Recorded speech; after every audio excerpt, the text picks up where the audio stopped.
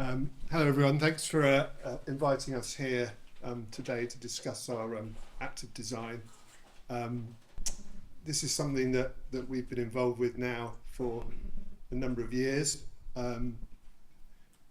Sport England, we have our Uniting the Movement strategy published in 2021, and really that sort of ramped up the importance of active design and developing active places and spaces for people to do physical activity.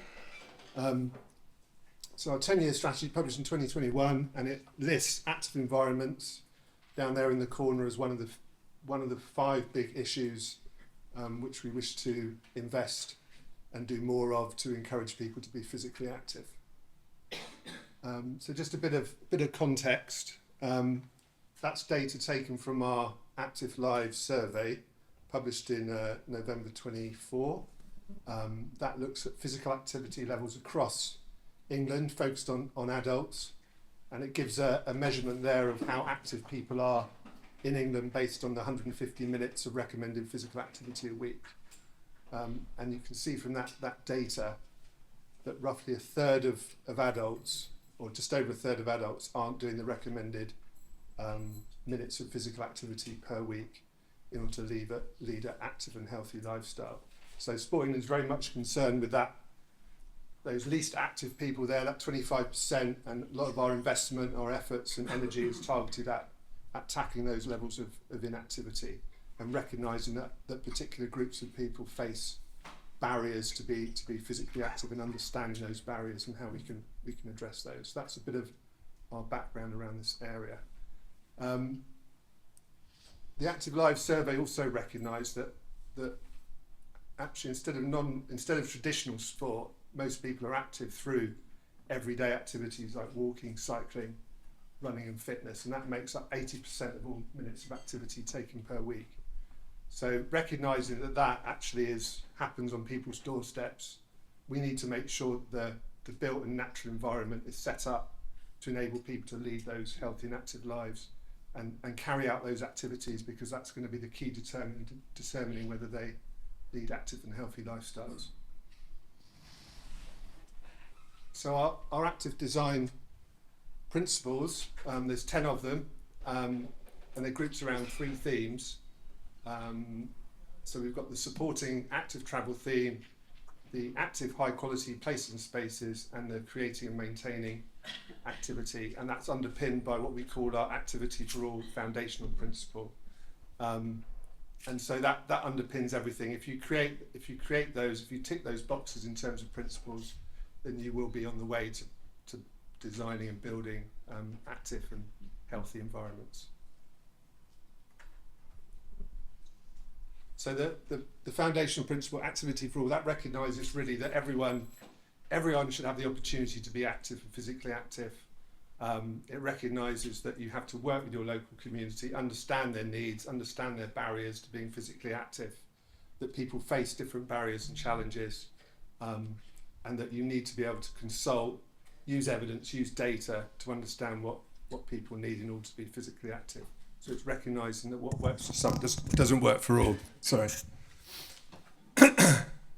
Our first theme there is supporting active travel.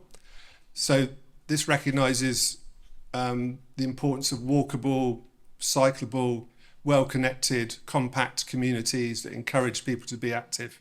And actually that should have the benefits for other areas, for other agendas like climate change, where you can actually decarbonise, get people out of the car, and being physically active has benefits for the environment, sustainability, decarbonisation, and other agendas. Recognising that people can actually use active travel modes to do linked trips and combined trips, and they have multiple reasons to visit. Theme 2 is very much around high quality active places and spaces. Ensuring a space is safe and feels safe is an important and essential part of being physically active, and we know that's a particular issue for women and girls. They need to feel safe, and that's very much linked to our sort of Lift the Curfew campaign at the moment around encouraging women and girls to be physically active, and the challenges that they face. streets and places aren't simply about moving, they're destinations. They should be places and spaces where you can linger and undertake informal or formal recreation and sport. So it's looking at those places, how can we design them in a way that encourages natural surveillance by people, lots of people, and then naturally people feel safer when they're surrounded by other people. So how do we encourage that? And our third theme, creating and maintaining activity. So once those places and spaces have been designed and built, it's not just about leaving them. How do we maintain them? How do we actively manage them in order to get people using them in an active way? So multifunctional spaces have the opportunity to be used for different variety of needs. So they can be used for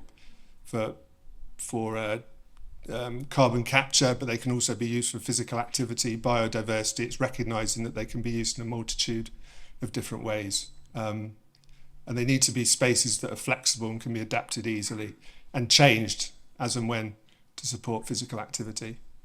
And we need local champions to activate those spaces. So how do we actually get the community using them in a formal and informal way?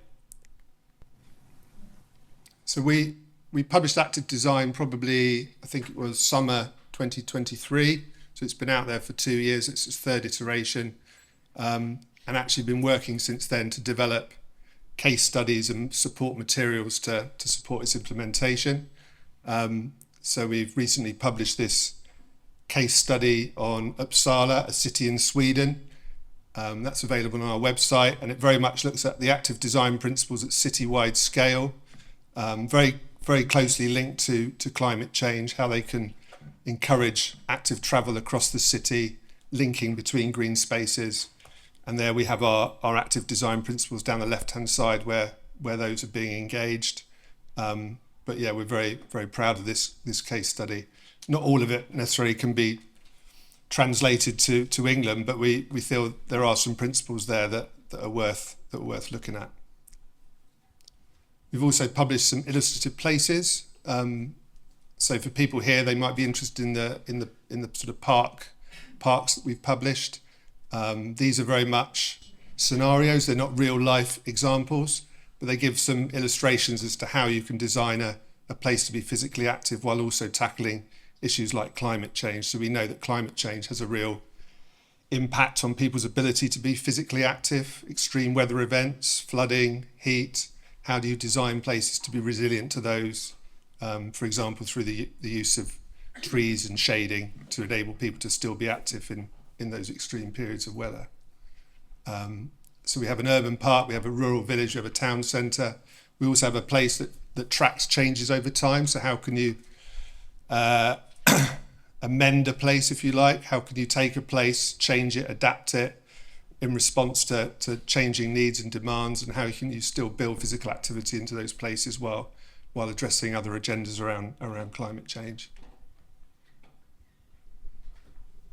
And then we have 8 case studies, which are very much landscape-led. Tom from Land Use Consultants have you been working on all of those? All of those, yeah.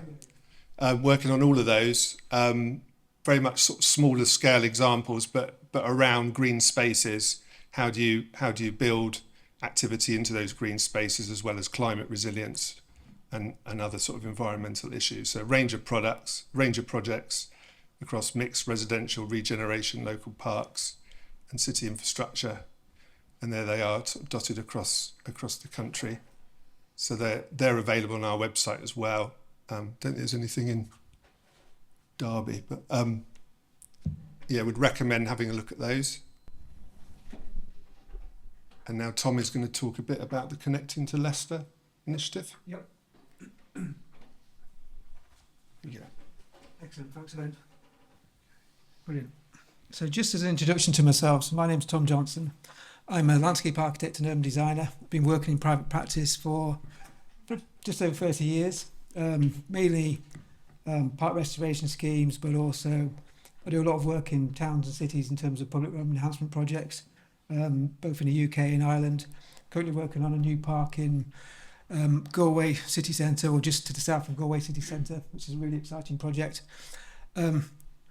as Owen mentioned, we did get involved in the active design principles, and our role from LUC was basically looking at those 10 best practice case studies that we're looking at, and we shortlisted it down to 8, which made the sort of like the final cut.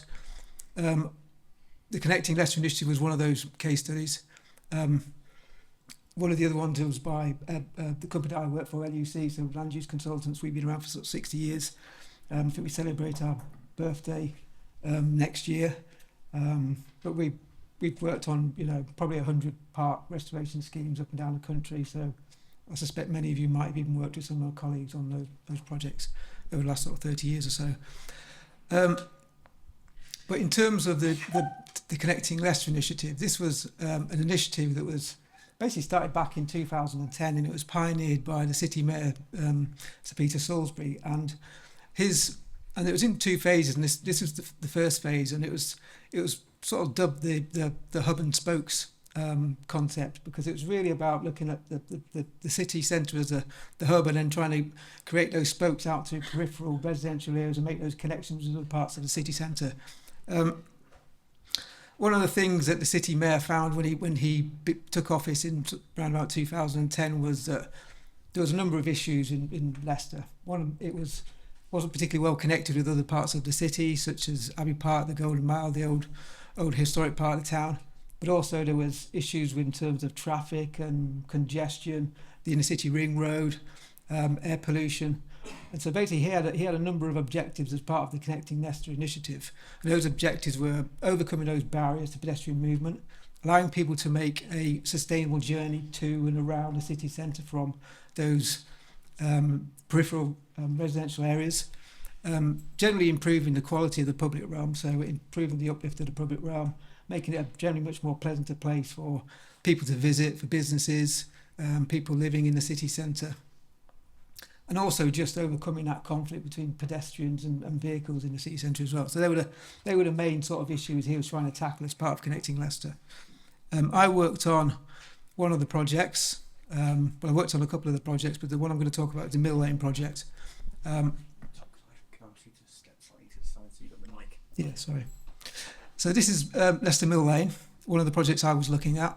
And the reason why this was chosen as part of the Connecting Leicester initiative was because it effectively connected the Narborough Road residential area directly to the city centre. Narborough Road is a very sort of diverse neighbourhood, a lot of students, but a lot of people walk into the city centre from that Narborough Road area via Mill Lane. So I was working directly for Leicester City Council, so they were a client. Mill Lane runs directly through De Montfort University, so De Montfort University were actually the funders, so they were a key stakeholder as part of the project I worked on. But one of the things that what was interesting about when I first started working on it back in 2015, they actually did a pilot study where they basically closed the road to vehicular traffic to see how it would function. And what they found was that a lot of people actually just still walked on the footpaths and didn't use the full width of the space.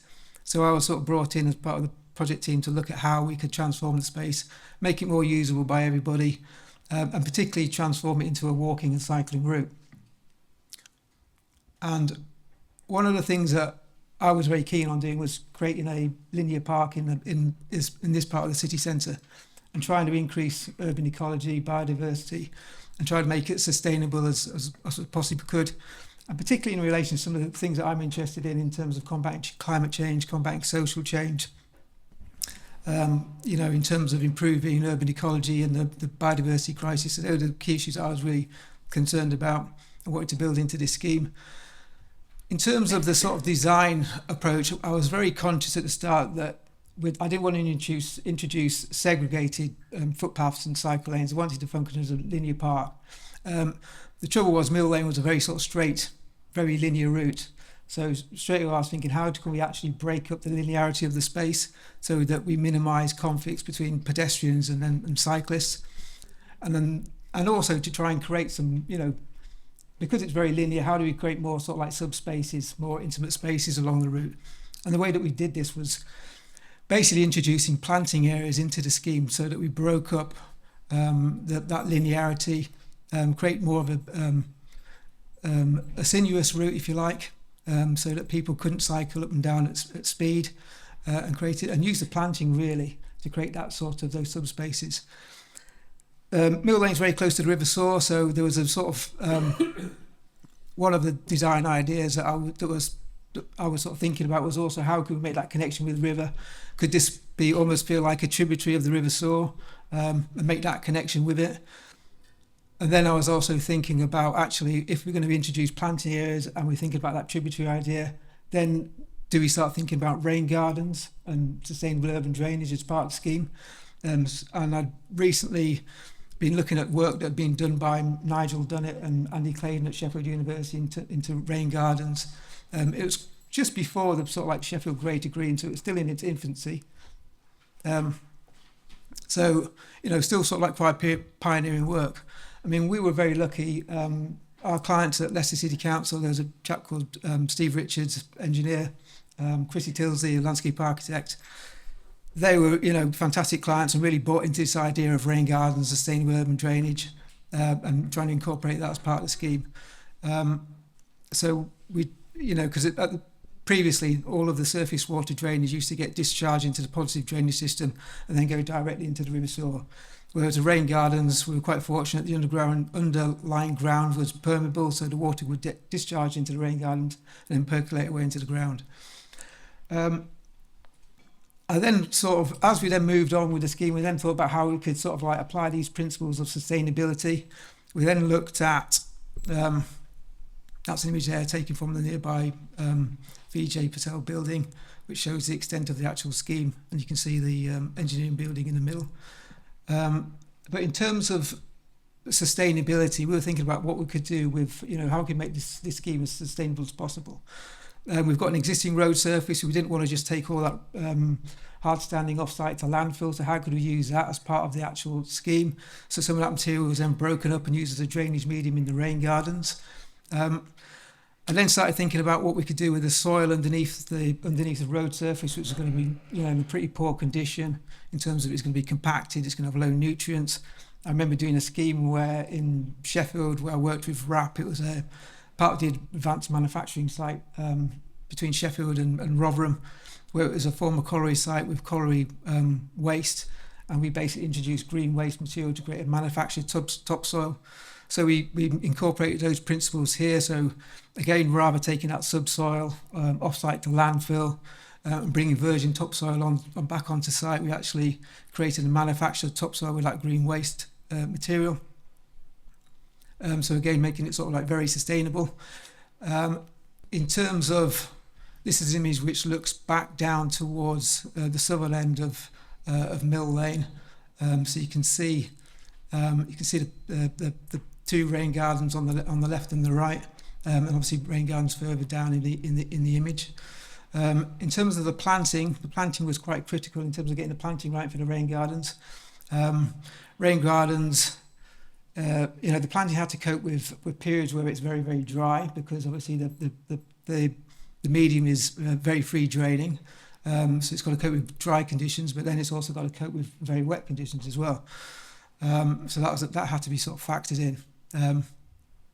So in terms of the plants, we looked at a combination of herbaceous perennials, we looked at ferns, we looked at ornamental grasses, and as well as sort of tree planting as well. So in terms of the perennial planting, we looked at species such as, it's basically like typical sort of like prairie type planting that would flower for a long time, planting that would be robust and cope with those fluctuating conditions. So things like asters, things like coneflowers, things like rudbeckias, the astris, Tiarella cordifolia, persicaria. So again, providing like a lot of colour. This is an image which is looking from the southern end of Mill Lane right towards the sort of city centre. In terms of the grasses, we use a variety of grass species, ornamental grasses, species like Calamagrostis, Melinio, very successful. LUC was really good and really thrived. Other species like Miscanthus as well, that was another species we looked at. In terms of ferns, things like Polystichum, Diopteris, and then in terms of creating some structure within the actual area, there was various sort of shrub species mainly as accent sort of like plantings, so things like Mahonia, things like Fatsia japonica, species like Hydrangea quercifolia, Hamamelis mollis, so species like that, just to try and bring a bit of interest throughout the year and create that sort of structure. This is an image which is looking from the city centre, so from Bonners Lane, looking right back down Mill Lane at the entrance to the scheme. And you can see species like, you see the Fatsias, you can see the LUC, the Heleniums on the right-hand side. Again, this is sort of midway down, just before you get to the Student Union building, which is on the left-hand side, and you can see the Rebecca's and the Asters and some of the herbaceous planting that I was talking about. And they're the rain garden areas. Each of the rain gardens was basically had a bookend on either end, really to encourage sort of like people, informal sitting and recreation. I'll just move through these quite quickly. So had to be integrated with the university campus. That was obviously key as part of the Mill Lane project. In terms of sort of successes, I think there are a number of successes that I think that I can talk about as part of the scheme. One of them was that the rain gardens effectively saved every year an equivalent of 2.5 Olympic-sized swimming pools worth of water being discharged into the River Soar every year, so helping to prevent flooding downstream. So that was a key success. I went back a couple of years ago. The paving is still looking pretty much as good as when it was first laid. So that's a real success story. I think the university used the space for events, for opening days, for graduation. They refer to it as their winter garden, so they use it all year round. The city council, they basically consider Mill Lane to be one of their best public realm spaces that's delivered as part of the Connecting Leicester initiative. So they really bought into the whole scheme. In terms of things that probably would have done slightly differently, I think when I went back there recently, I noticed some of the tree species were actually doing very, very well, and some of the canopies were starting to merge, and they were starting to shade out some of those herbaceous perennials. So I think, with the benefit of hindsight, I think it would have been good to give the university a maintenance schedule, so they can actually know how to look after the scheme in the future. I think that's a takeaway. I think in terms of actually the in situ concrete paving, that's got an exposed aggregate finish where it used local aggregate as a surface. But there's if I was to do that again, I might look at recycled materials for the in situ concrete paving. Similarly, I might look at recycled building construction waste for the mulch for the rain garden areas. Again, to sort of like build on that sustainability element of the project. And then also in terms of takeaways, I think that always get copyright first before you get the scheme implemented. We had basically at the start, at the top end and at the bottom end of Mill Lane, we had these two quotes. One was from a band called Corner Shop, which were a local band from Leicester. And at the bottom end, we've had one from Don McLean from American Pie. And we had the two elements, these two bookends installed as part of the scheme. And I think after about 3 weeks, somebody from the university said, "Have you got copyright for these?" And of course, my sort of jaw dropped because we didn't have copyright. So I was able to get in touch with Tajinder Singh reasonably quickly. That took me a week or so. He was happy for us to use his quote from Brimful of Asher, which you can see there, as long as we put his name by it. So we managed to do that. It took me a little bit longer to track down Don McLean, as you can imagine. That was a bit harder. Originally managed to track him down via Universal Records. Didn't actually speak to him, but spoke to people representing him. And originally they wanted £10,000, I think it was, or £10,000 in terms of royalty costs. We didn't have any money left in the budget. So I did actually manage to... I spoke to them for a long time, a lot of backwards and forwards, and basically explained that 20,000 young people were going to be walking past his lyric every day, and he might inspire those young people, and he might have a future audience. So I managed to agree a figure of £1,000 in terms of royalties for Don McLean. But yeah, that's a takeaway. Definitely get copyright first before you do that. I think that's everything from me, to be honest. I think these slides are just some of that planting I was talking about, so asters, Rebeccias, some of the grasses like Deschampsia. Again, quite a lot of variety of planting. Here you can see some of the tree species like the Betula pubescens. There's also swamp cypresses we use at the bottom end of the site where we had a little bit more space, but also species like alder. This is a section of the scheme looking south. We did actually have we did some liaison with a stakeholder group who were basically they were concerned that partially sighted people might not might want a different route other than the main route, which was for walking and cyclists. So there was a separate route for just for pedestrians only. That was with the different material here, which you can see as that porphyry paving. Yeah, and that's the last slide.